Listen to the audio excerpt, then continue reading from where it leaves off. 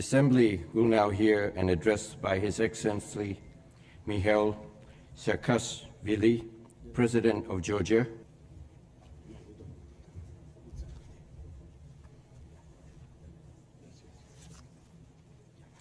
On behalf of the General Assembly, I have the honor to welcome to the United Nations His Excellency Mikhail Saakashvili, President of Georgia, and to invite him to address the Assembly.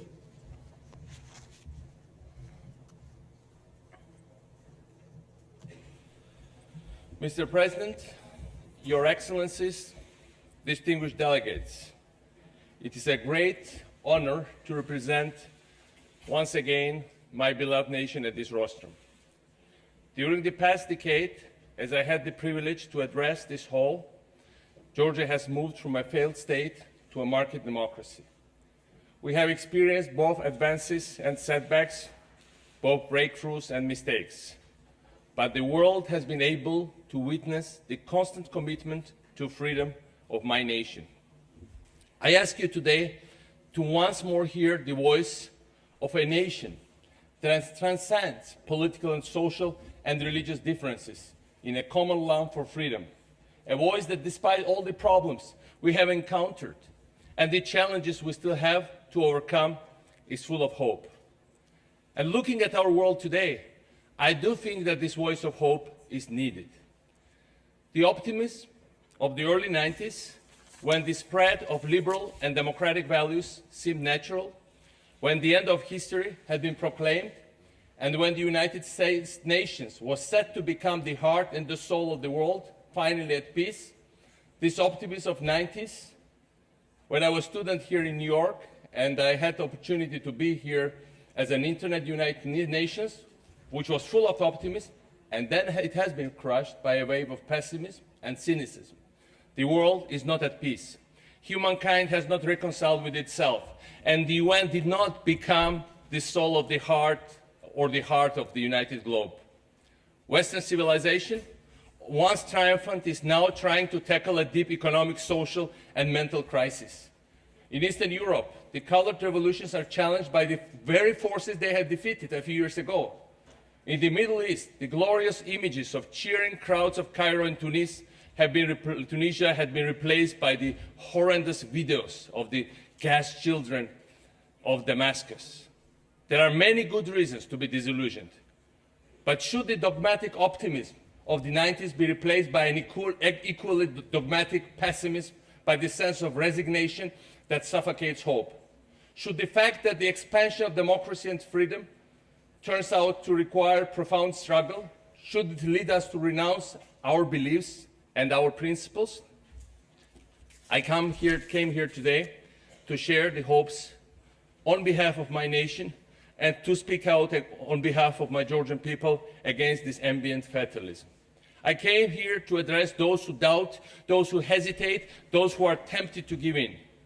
If the West is outdated, then why do millions of Poles, Czechs, Estonians, Romanians, and others do cherish so much the day they enter NATO? And why are millions of Ukrainians, Georgians, Moldovans, and others desperately are knocking on the doors of the European Union?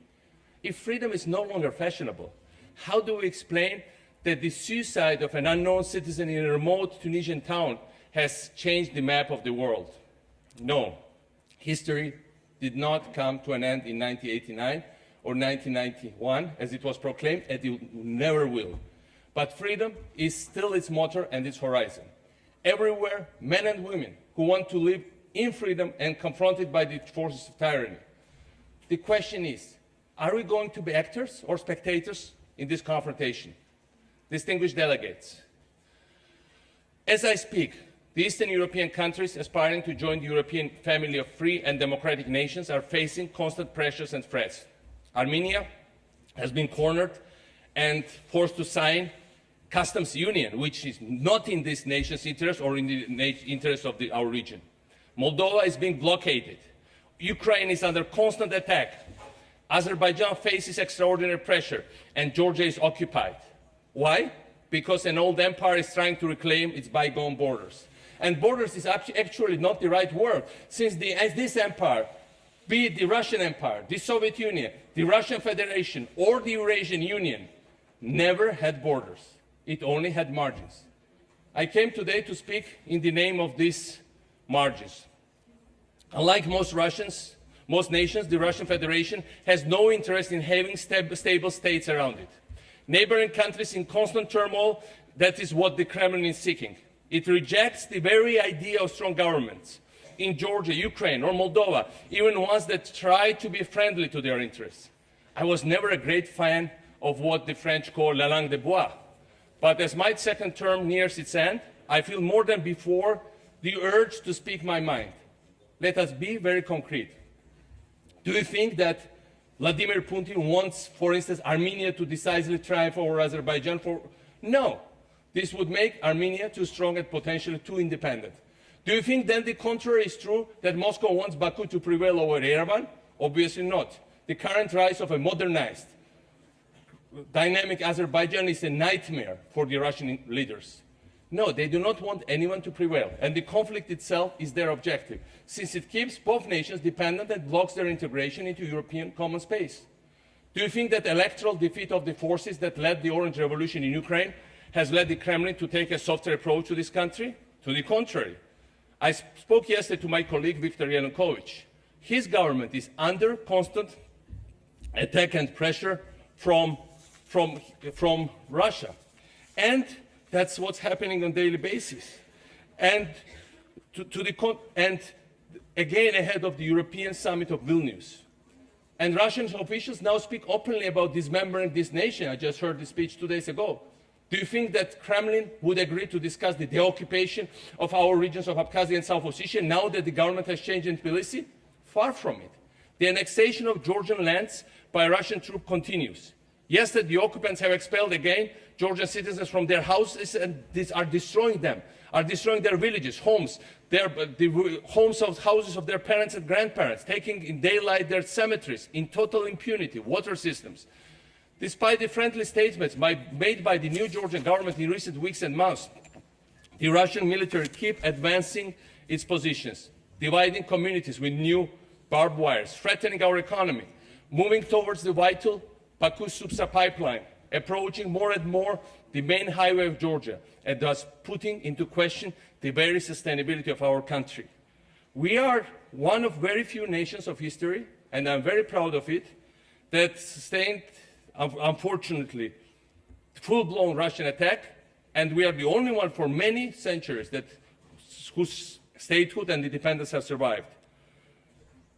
Despite full-blown attack by more than 100,000 strong Russian army, despite being bombed by 200 planes, attacked by full Russian Black Sea Fleet, and tens of thousands of mercenaries. Our statehood and independence have survived against all these things. But let us not risk losing now in times of peace. We survived because we were united. We survived because the world was with us. I hope the world will stay with us when this pressure is applied to us. I came here in the name of Georgian people to ask you, the international community, to react strongly to this aggression and to help us to put an end to the Russian annexation of our lands. The hostility of Vladimir Putin and his team towards the government I had the privilege to lead for almost a decade was not based on personal hatreds or cultural misunderstandings. Any such interpretation would just be a smokescreen. My predecessor, President Shevardnadze, came from the highest Soviet nomenclatura. He was returned to power in Georgia with direct Russian help in the 90s through a military coup.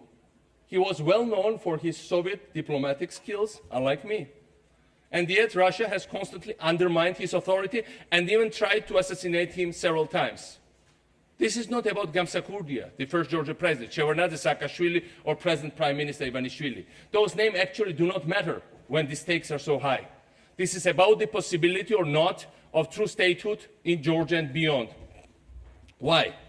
Because the current Russian authorities know perfectly well that as soon as strong institutions are built in Ukraine, Georgia, Moldova, or any other place, as soon as functioning states emerge, such institutions, such states will reflect and enforce the will of their people, which is to become fully independent and move towards Europe. The Georgian experience of successful reforms and the creation of functioning state was therefore considered a virus that could and would contaminate the whole post-Soviet region. We became the least corrupt country in Europe, world's #1 reformer according to World Bank, one of the top places to do business, the least criminalized country in Europe after being one of the most criminalized one. And that was the virus that should have been eliminated by every means possible. This is why the Georgian nation has suffered an embargo, a war, an invasion, and an occupation all since 2006. But this also is why the resistance of the Georgian people and the resilience of Georgian democracy are of the utmost importance for the whole region. Dear colleagues, the efforts to roll back the advances of the EU and NATO in our region, progress based on the will of our people, are becoming even more intense. These efforts have a name: the Eurasian Union. It makes me sick when KGB officer Vladimir Putin lectures the world about freedom, values, and democracy. This is a list of the things he can do to the world, being a dictatorial leader of one of the last empires left. But this new project is much more dangerous than his lectures. The Eurasian Union has been shaped as an alternative to the European Union and unveiled by Vladimir Putin as the main project of his new presidency, new Russian empire. Because European and Euro-Atlantic integration take a lot of time and require tremendous efforts, because there are moments when you might think you are pursuing a mirage, because the threats becoming so strong, the pressure so direct, while the promises seem so far away, some people in our region might fall victim to fatigue and ask themselves, why not? Today, I want precisely to explore this why not. Much more than with a choice of foreign policy or international alliances, our nations are confronted with choice of society, a choice of life. Our people have to decide whether they accept to live in a world of fear and crime, a world in which differences are perceived as threats and minorities are punching bags, a world in which opponents are faced with selective justice or beatings, a world, my dear friends, that we all know very well in our region and in some other regions in the world, since this is the world from which we are coming. The Eurasian Union is both our recent past and the future, shaped for us by some ex-KGB officers in Moscow. On the opposite side, our revived traditions and our centuries-old aspirations led us towards another world called Europe. European societies are far from perfect, and we all know that. There too, you can have fears, doubts, angers, hatreds, social inequalities. But there, at the same time, meritocracy prevails over nepotism. Tolerance is a fundamental of public life. Current opponents are the future ministers and not the prisoners to be or the enemies to beat. The choice, when it is put like that, is so obvious for the people of our region that some Kremlin strategists, they call themselves politechnologists, have decided to cancel the truth and have shaped lies that they are spreading throughout Ukraine, Georgia, Moldova, and many other places. Their mouthpieces in our respective countries, this conscious or unconscious Swiss column, identify the European Union with the destruction of family values, erosion in national traditions, and the promotions of gays and lesbians, undermining our traditional religions. Strangely, in recent years, and even more in recent months, we hear in Tbilisi, Kiev, Chisinau, the same ugly music that was first orchestrated in Moscow. We hear that our traditions are collapsing under the influence of the West, that Christian holidays will be replaced by gay pride events, and churches by multicultural Disneylands. We hear that our Orthodox identity is under threat. And after all, here we come, we hear that we share with our former masters a common respect for decency and traditions. Are we so naive to believe these lies of Putin and the others, as other generations did, allowing our sovereignty to be kidnapped? Are we so unfair to our ancestors to think that their memory would be honored by attacks on mosques or some pogroms? Are we so unaware of our history that we allow it to repeat itself endlessly? When we hear the fake music of Orthodox Brotherhood, sung by Russian imperialists, can't we hear the true voices of Patriarch Kirill, who was assassinated, or the eternal voice of the Patriarch Ambrosi Helaya, who was tortured during days and weeks, only because he appealed to the Geneva Conference against the invasion of his country? And he told his Russian interrogators, you can have my body, my flesh, but you will never have my soul. Are we so deaf as not to hear the voices of the killed bishops and priests tortured by Russian imperialists and Russian communists? Are we so uneducated we do not recall who has repainted our churches and erased our sacred frescoes? Are we so blind today not to see this destruction of our churches by the same people who erased our churches in the 19th century, Russians, now in the occupied territory? We need to know our history. And our history teaches us that tolerance is the basis for sovereignty in our region. It is not only a moral duty, it is an issue of national security. We need to know our history to understand the same old imperialistic principle, divide to rule, is applied today as it was 2 centuries ago. Looking at our region today, those who have some knowledge of the Caucasian history might remember the Armenian-Azerbaijani bloodshed of 1905, directly created by the Tsarist administration, and compare it to the beginning of the conflict in Karabakh in the late 80s. The Russian army was present there in large numbers, and in front of its eyes, the war started, and they were pretending to help both sides, in fact, stirring up the conflict. They might recall, as I do too well, the beginning of the war in Georgian region of Abkhazia in the early 90s, when Georgian paramilitary groups were getting their weapons from the same Russian troops who were actually leading, directing, assisting the Abkhaz militia and bombing the Georgian territory, and bringing in Chechen mercenaries in order to kill any form of solidarity between nations of North and the South Caucasus. Just as they were sending for the same reason, more than 1 century before, Georgian officers at the far front of their wars against Chechens, Ingush or Dagestani. We could also look at the margins throughout the times. We could look at Poland and Ukraine, and we would see the same pictures. Everywhere, the empire has always inflamed the relations between subjugate people and separated them by a wall of fanatical antagonism. It used to work, unfortunately. But what is even more unfortunate, that it is still working today. Ladies and gentlemen, distinguished delegates, the European Union, the greatest political success of recent decades, has been built on 3 pillars, which also could be characterized as 3 rejections. The rejection of the extreme nationalists that had led Europe to the collective suicide of 2 world wars and the horrors of Nazism. The rejection of communism that was threatening to spread throughout the continent and the world. And in the end, the rejection of colonialism and imperialism. It took time, and many of your delegates remember it very well, very painfully, because you were victims of French imperialism or British imperialism. It took time for the French and British empires to accept this third rejection. But giving up their colonies was the price to pay for the modernization of their economy and the development of their democracy, and also for the European unification to actually be realized. The Eurasian Union is based on the exactly opposite promises. It is fueled by intolerance, it is led by old KGB structures, and it is shaped to revive an old empire. That's what Eurasian Union is all about. Of course, joining the Eurasian Union is therefore very easy. There are no social, economic, or political criteria to be met. Becoming a colony, in fact, requires no effort at all.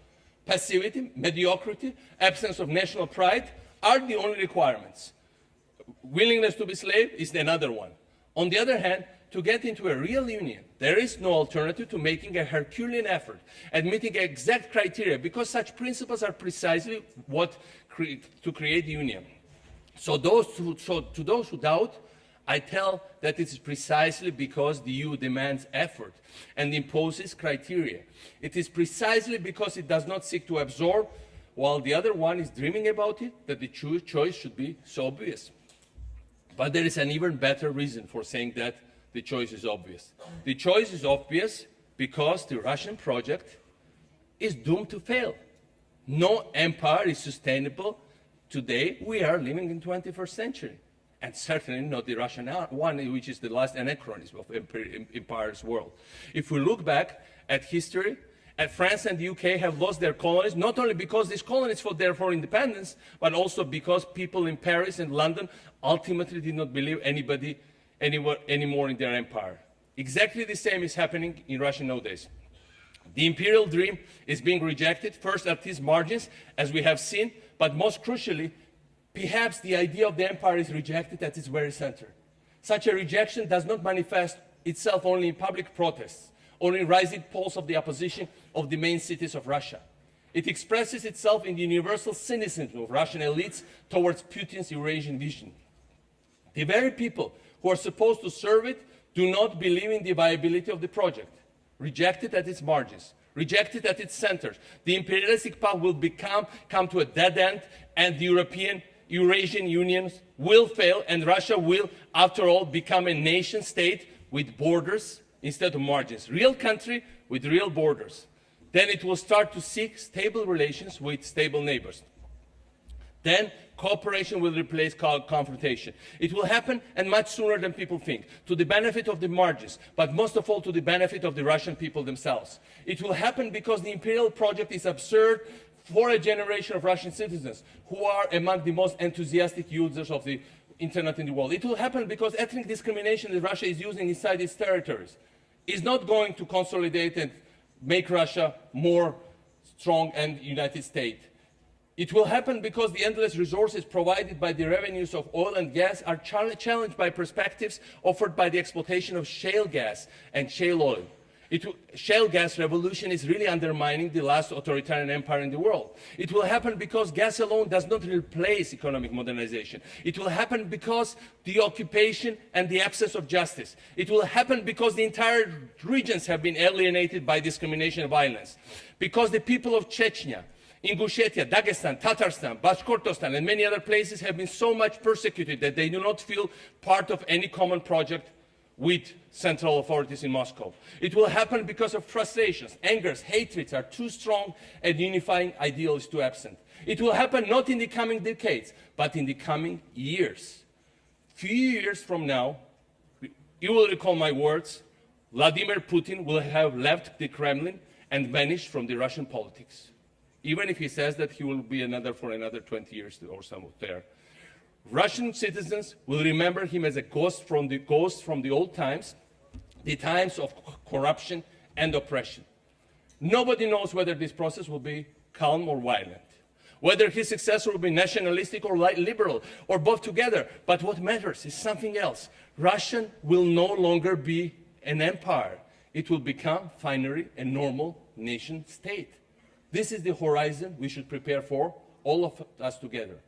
Meanwhile, as our region will remain an area of confrontation, the formerly captive nations should unite their strengths instead of cultivating their divisions. Some leaders, some countries in the past had understood that. Freedom of one was depending on the freedom of all other subjugate nations.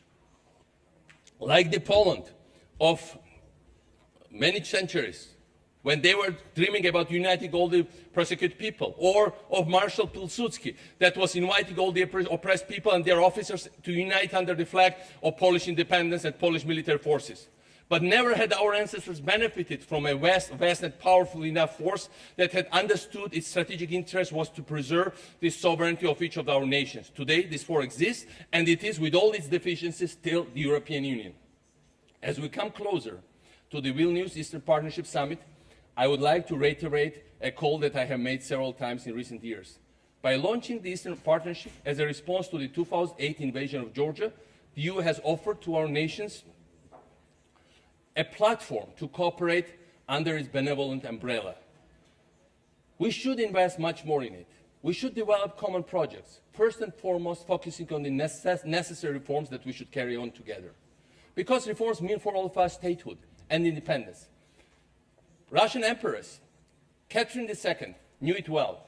And when Poland, despite the attempts from them, from Russians, started to implement successfully an ambitious program of reforms following the precepts of the French or British Enlightenment, she wrote a long and secret letter to Frederick the Great.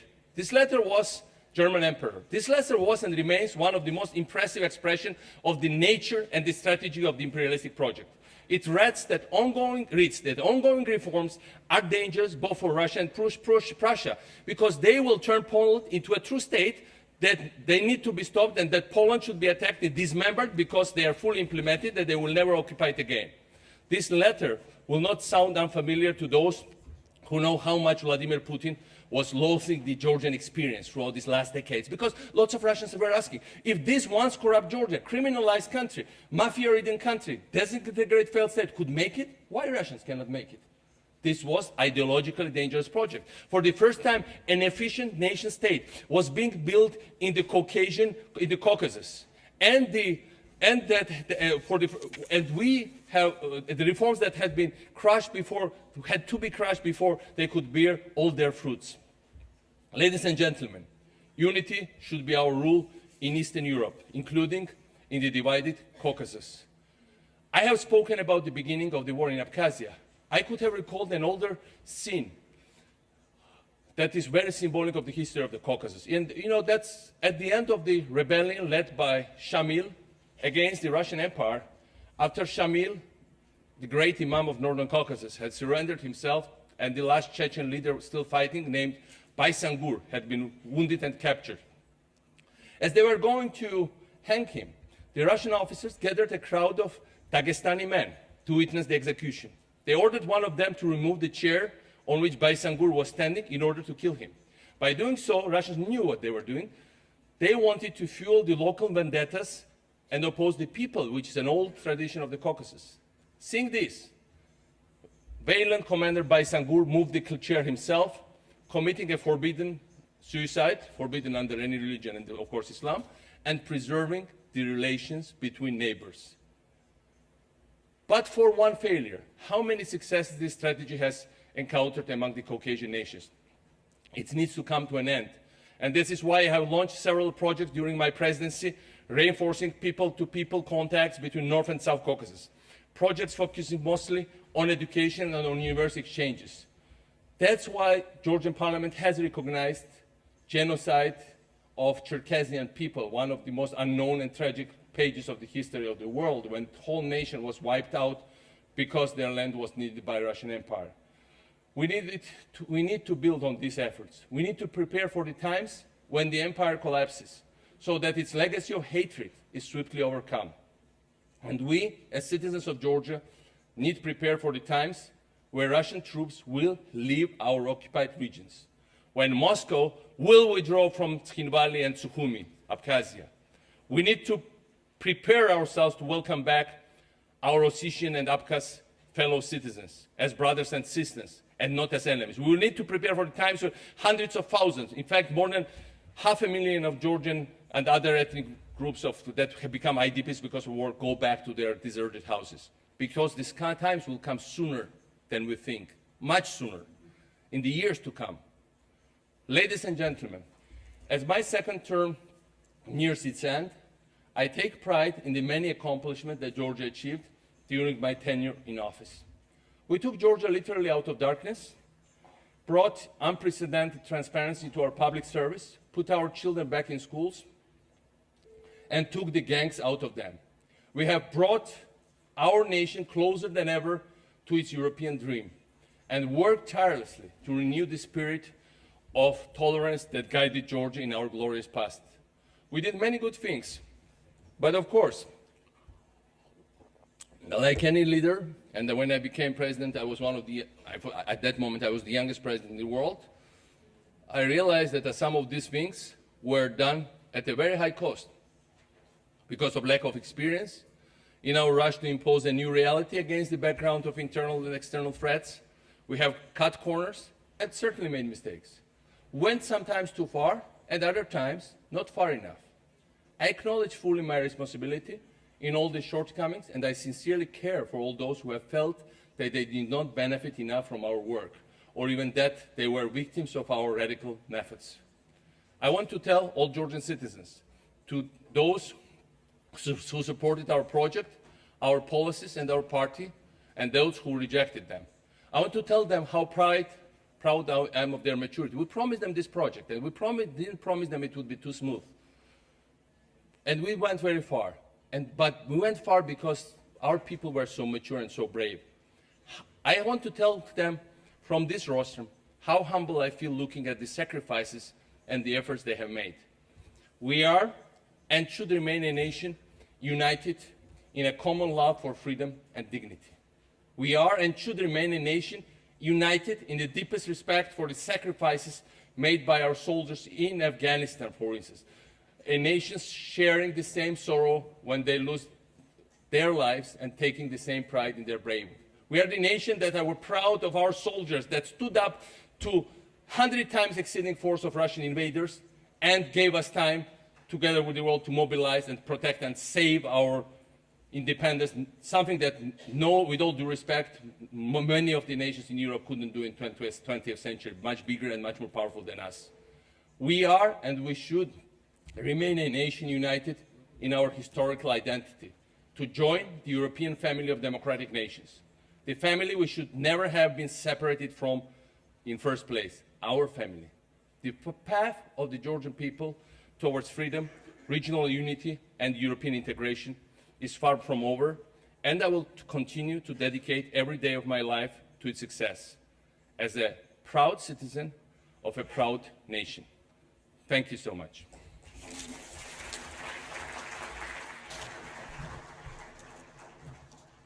On behalf of the General Assembly, I wish to thank the President of Georgia for the statement just made. May I request representatives to remain seated while we greet the President.